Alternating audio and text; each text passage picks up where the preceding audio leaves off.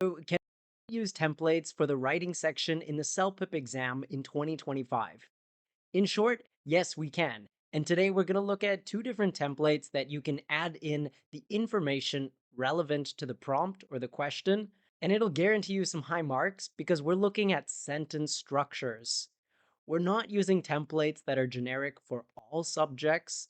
We're simply looking at key sentence structures, vocabulary words, and really sentence starters so that when you enter the exam, you don't have to think so much about how to write an email or respond to a question. I'm Scott from HZad Education.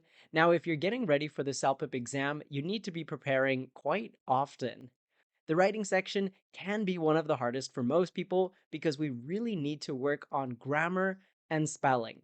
Of course, we also need to answer the question appropriately. In addition to writing, it's wise to practice all the other subjects like speaking, reading, and listening. So you can check out our channel for a host of other videos. We will guide you through each section so that you understand the format and know tips and tricks on how to get a higher score for the CELPIP exam. Whether you're applying to a university or looking to immigrate to Canada, we want you to get a high score. But if you want more one on one interaction or a private tutor, get in touch with us down below. We have lots of qualified teachers that can work with you individually to make sure that you're maximizing your study time and being effective when preparing for the exam. Today, I'm going to go through a breakdown of the writing section. We'll look at two examples, writing an email and responding to the question, but we're also going to talk about what the examiners are looking for. In 2025, it's actually using an AI algorithm to assess your marks. And that's why it's getting harder to use templates. In the past, we can just plug and play information and use one template to answer the question. Now, they've made some changes and they upgraded their system. So the AI algorithm is identifying templates easier. However, there are some formats that we must follow. So today we're going to look at the templates that you can use and how to apply them in writing. But first, let's take a look at what the writing section will be like in the CELPIP exam so you know how to prepare for it. The time will last between 53 minutes and 60 minutes, so you have up to 1 hour to answer two tasks. The first one is writing an email, and we're going to give you less time for this, 27 minutes.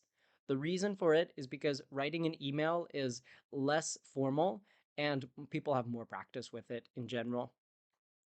But number two is responding to a survey question. So you're usually responding to something by your city council or your government, or maybe even like a TV channel, a program, and they want you to share your opinion. There we are contrasting two subjects, so we need to know how to identify option A versus option B. Total marks are 12. Okay, so that's the overview. But what about each task section, task 1 and task 2? So for both task 1 and task 2, you need to write about 150 to 200 words. And actually, I do recommend staying around 150 words as long as you can answer the question properly. The reason for this is because the more words or the more sentences you have, the more likely you might have some grammar or spelling mistakes. So please feel comfortable around 150 words. When you are writing an email, you're going for usually semi formal. We're going to identify this based on who the subject is. If it is a coworker or your manager, you're looking at semi formal. If you are responding to a government or some other organization or a company you don't know, then we'll look at formal writing. It's really important that we respond to the entire prompt. If you fail to answer all of the questions, you will lose marks. So we need grammar, spelling, and respond to the entire question. But in task number two, you're looking at a survey question. They will always give you option A or option B, and you have to choose one of the options. You need to justify your choices and express your opinion with reasoning. So you need to choose one, share an example, and explain why that is the best choice. But you also need to identify the weaknesses in the other option. And I'll show you how to do that when we look at the templates. Again, we need to address all parts, but it needs to be very well rounded. If you respond by saying option A is the best because bum bum bum, you're not going to get full marks. The examiner, or the AI algorithm, wants to see that you can identify the weaknesses for option B or option A. So generally, it's a format like option A is really good, bump, bump, bump, while option B seems okay for these reasons, it's lacking in this area, and option A is superior because of this. So we need to show the examiner that we can talk about both subjects and we can give a persuasive answer to justify our option. Okay, so we have a good idea of the writing section for the CELPIP exam. Now I want to share two templates with you that you can use.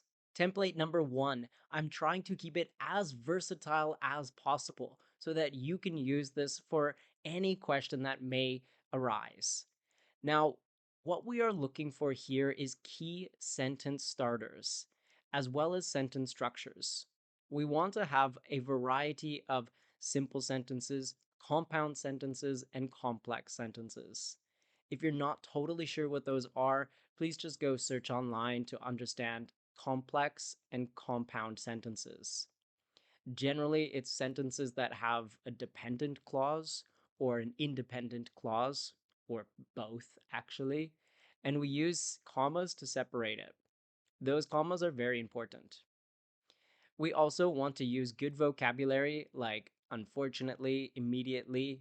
These are also called transitional words, and they really help to make the email run smooth. But it also shows that you can use the language appropriately. So we start very simple. Dear name, just plug in the name. I hope you are doing well. I'm writing to express, and then you talk about the main issue. That main issue will be provided in the prompt above, so you can just reword it using different synonyms. So any synonyms will work here. Just make sure you're identifying the issue. Unfortunately, my experience and potential solution. 90% of the time during writing an email, you're going to talk about something poor that happened. So you had a bad experience at a restaurant, or the manager was treating you poorly. So we can say, my experience was bad. However, if the email prompt is something very positive, well, just say, fortunately. Fortunately, my and solution. But most of the time, it's something negative that happened. So you talk about your experience and then the solution. And we're going to discuss more about this solution down below, but we need to identify it as our topic sentence. Just like writing an essay, we need a topic sentence.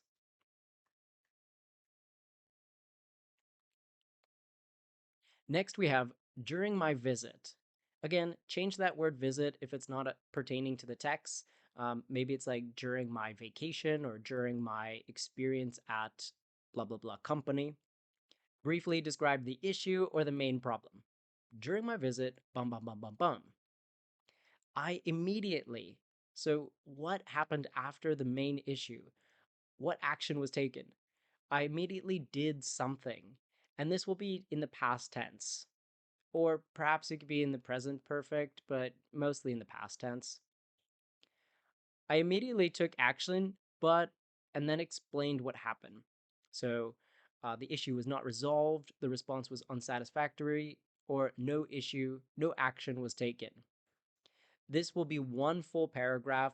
So when you explain the issue or what happened next, you're going to write 2 sentences. So in total here, we'll have about 3, maybe 4 sentences in the main body paragraph. And I just want you to see that in our email, we're going to have 3 main paragraphs. So we have like our introduction topic, our main points or main issues, and then the solution or what we hope for the future. Okay, moving on to paragraph 3, this is where we discuss potential solutions. It's always a wise idea to add a solution. We don't want to just complain, we have to project this problem into the future and what we can do. To ensure a better experience for future customers or future employees, I would like to suggest solution 1, add detail. That will still be just one sentence. Additionally, we need that transitional word. Additionally, solution 2, and more details. These are long, complex sentence structures. It is only 2 sentences, perhaps 3, but you're adding enough detail to provide 2 types of solutions. And then we leave on a positive note. These changes would significantly enhance. That's another good vocabulary to use. It would enhance, and who is the target customers? It would enhance employee retention, or it would enhance the customer experience. It would enhance the community. So who are the people that are being affected? Now, you could pretty much always use this. It's a plug and play sentence. I appreciate your time and attention to this matter. I look forward to your response.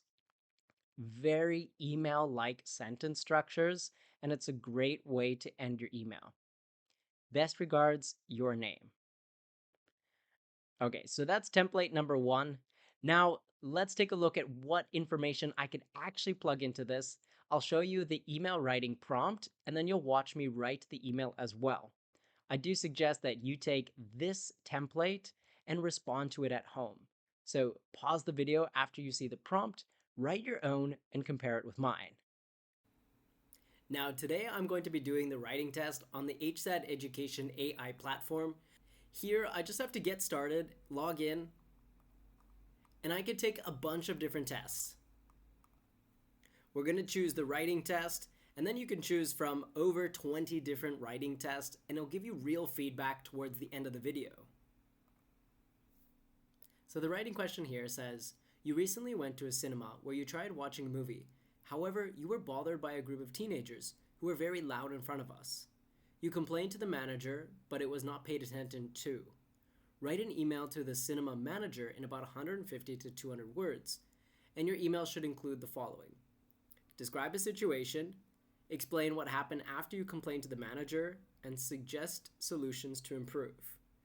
So let's get started. We're going to use the template today that we practiced, and it will fit 90% of the time. We might have to make some small adjustments. Make sure to answer all of the prompt. So the situation, what happened after you complained to the manager, and the solution or ways to improve. Now you can pause the video, write yours at home, and then compare with mine, or just go ahead and watch me write. Let's begin.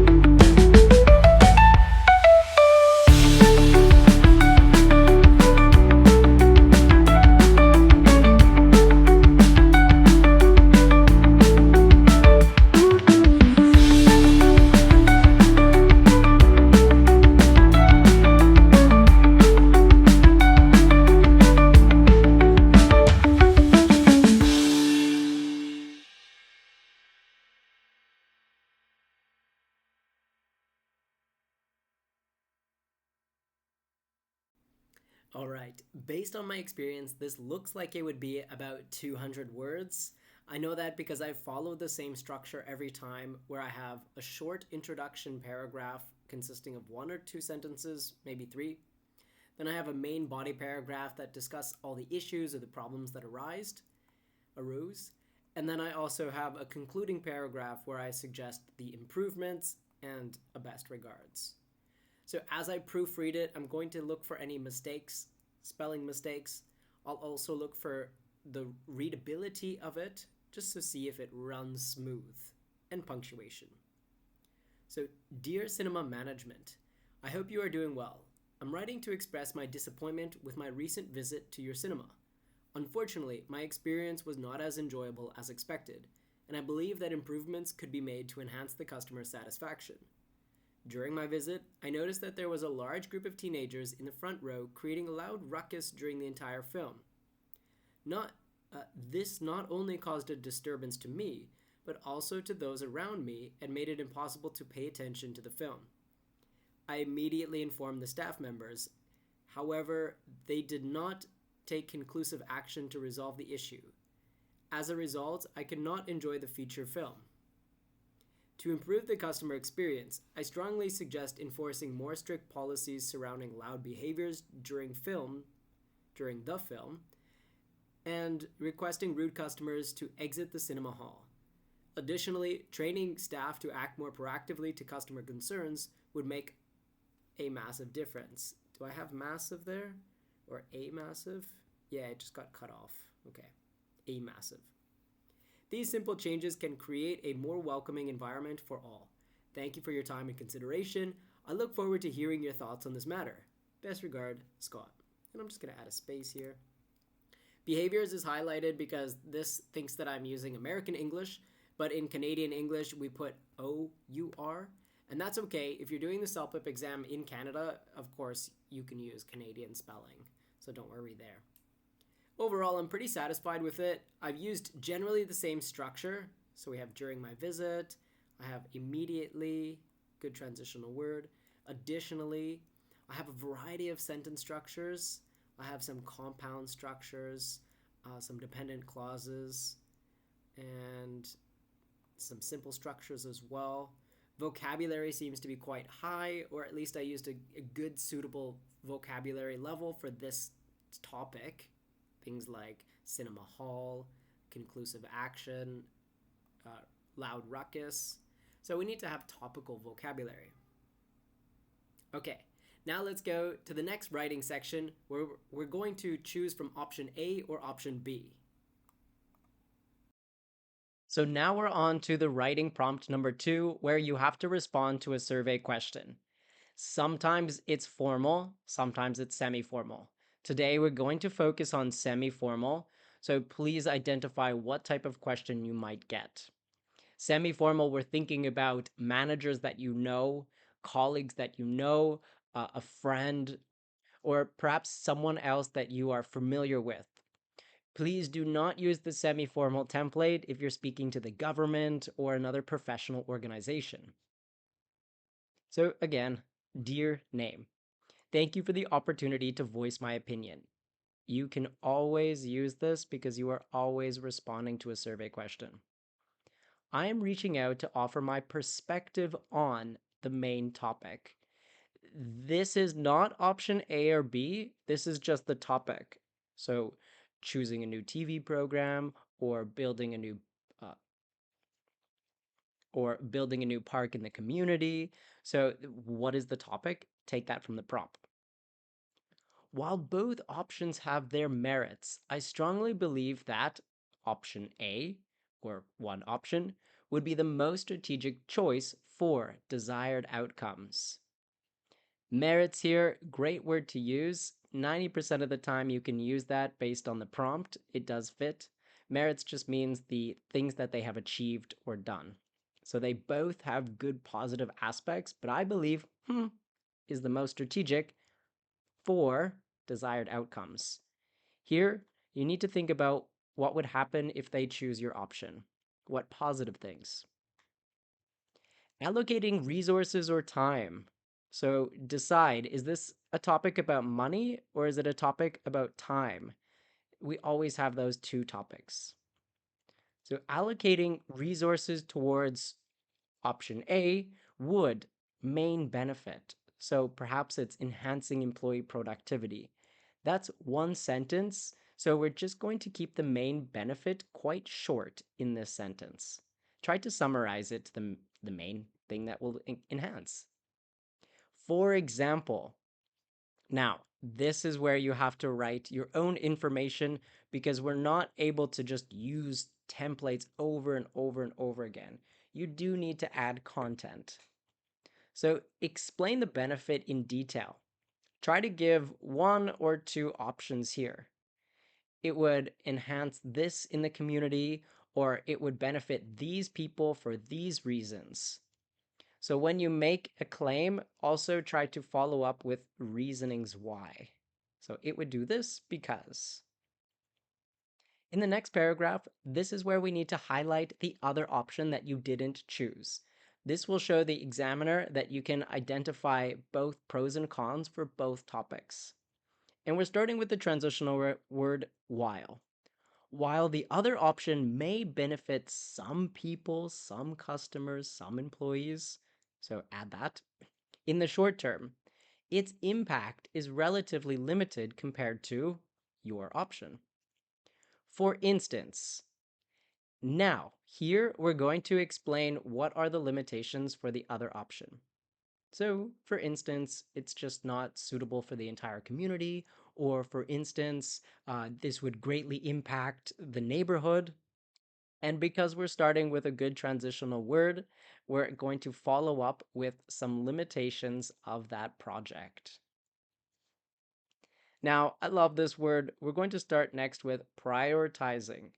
Prioritizing the chosen option ensures that the, or sometimes you'll just say ensures that. So prioritizing the option you choose ensures positive results. Now, again, we can always use this option because we are always responding to a survey question.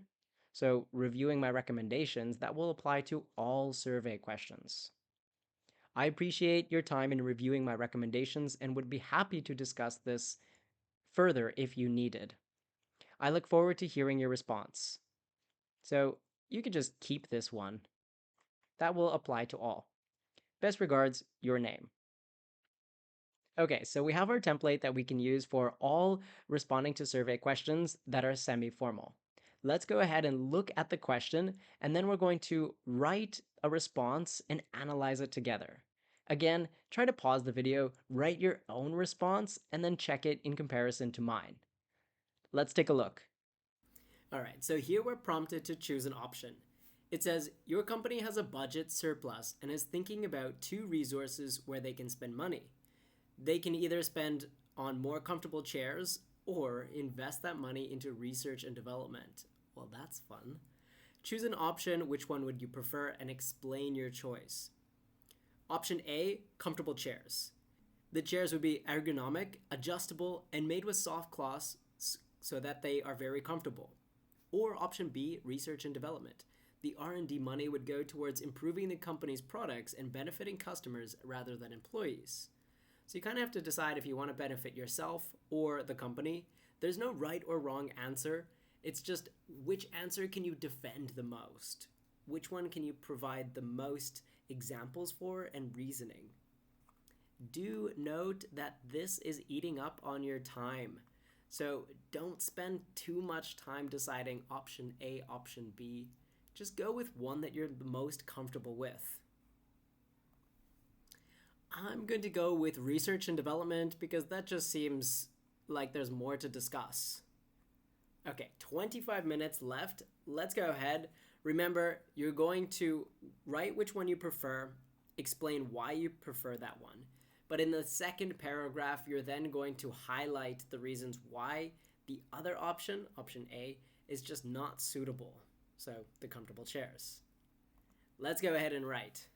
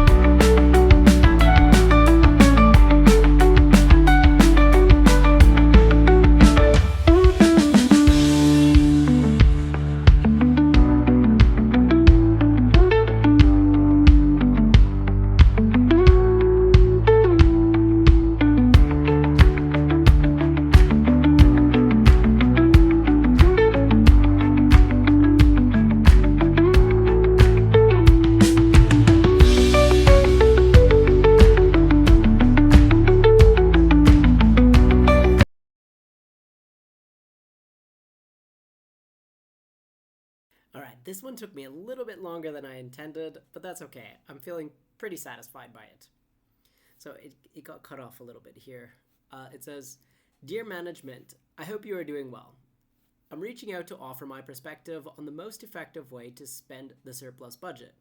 While both options have merit, I strongly believe that investing in research and development would be the most strategic option to ensure long-term success in the industry. Allocating resources to R&D would drive innovation in our field and enhance our product offering, as well as strengthen our competitiveness. For example, by developing new technologies and refining our skills, we can meet the growing demands of targeted customers and become pioneers. That's what I wrote there. And become pioneers in our industry. Additionally, companies that prioritize research often see an increase in the cutting edge products and retain their customers because of this. While upgrading the furniture in our office may benefit some employees, its impact is relatively limited compared to furthering R&D. Comfortable chairs may promote longer working hours and staff well-being. However, it does not directly contribute to the financial growth and success. Therefore, opting to spend our future budget on innovation will have endless opportunities. I appreciate your time reviewing my recommendations and would be happy to discuss further. I look forward to the company's decision. Best regards, Scott. I worked really hard here not to repeat vocabulary more than one time, but it's hard because words like investment, I was having a hard time not repeating that. Or research and development. I had to say that probably 3 times. Do your best to find synonyms so that you're not repeating yourself. But here, the structure worked perfectly. I had the exact beginning. I strongly believe that blah, blah, blah, blah, blah to ensure the long term success. Allocating resources, blah, blah, blah, blah, blah. Additionally, then I talked about more. And then this is an important sentence. While upgrading the furniture may benefit some, its impacts are relatively low. So that sentence fit perfectly. Therefore, opting to spend our future budget, da da da da da. So this format was just clean and perfect. I used really good vocabulary words, but I can't just take my word for it. Let's ask the AI algorithm. So we're going to go ahead and press next, and it will summarize our score, give us a mock score, as well as some very detailed feedback. I'm super pleased to see that we got a CELPIP 9. This is exactly what we were looking for. And we've got lots of good vocabulary, content coherent, good grammar. So grammar was mostly correct. A few errors, such as accept instead of expected. Ooh, I didn't see that. Make instead of made. Oh no. So I had some past tense um, errors. Sentence are varied and complex. Good compound complex. Good task fulfillment. Good. Although a slightly expanded discussion in the first track could have illustrated, anticipated, encouraged feedback. All right, so I feel pretty comfortable with that. You also get more of a detailed analysis. In the second page, it'll tell you how you can improve further. So if you take this test again, you will have some real feedback. So here's an action plan, right? We can see our strengths, our areas to improve on, and more. We have our grammar structures, and we even have a 2-week action plan. This is incredibly helpful for us to follow. So we're not just getting useless information, we actually know how to take this, work on it, and get a better score next time. So today we looked at two different templates that you can still use in 2025 for the CELPIP writing section, responding to an email and responding to a survey question. If you use these templates, remember to add your own content and your own information in it. Now, if you're still feeling a little bit stuck or you want someone to check your responses for grammar mistakes, punctuation, or spelling, please do get in contact with us. We have teachers that can put you through the CELPIP course or just one-on-one teaching so that you are advancing your score faster and you're going to ace that CELPIP exam. Do remember to focus on spelling. A lot of people lose marks there. You could go on to something like ChatGDP, plug in difficult spelling questions, and it will generate a test for you. If you found this information helpful and you're taking the exam soon, please remember to like and subscribe to the channel so that you can find more content every day. Also, let us know down below in the comments how soon you're going to take the exam so we can help you prepare more. I'm Scott from HZad Education. I'll see you in the next video. Bye bye.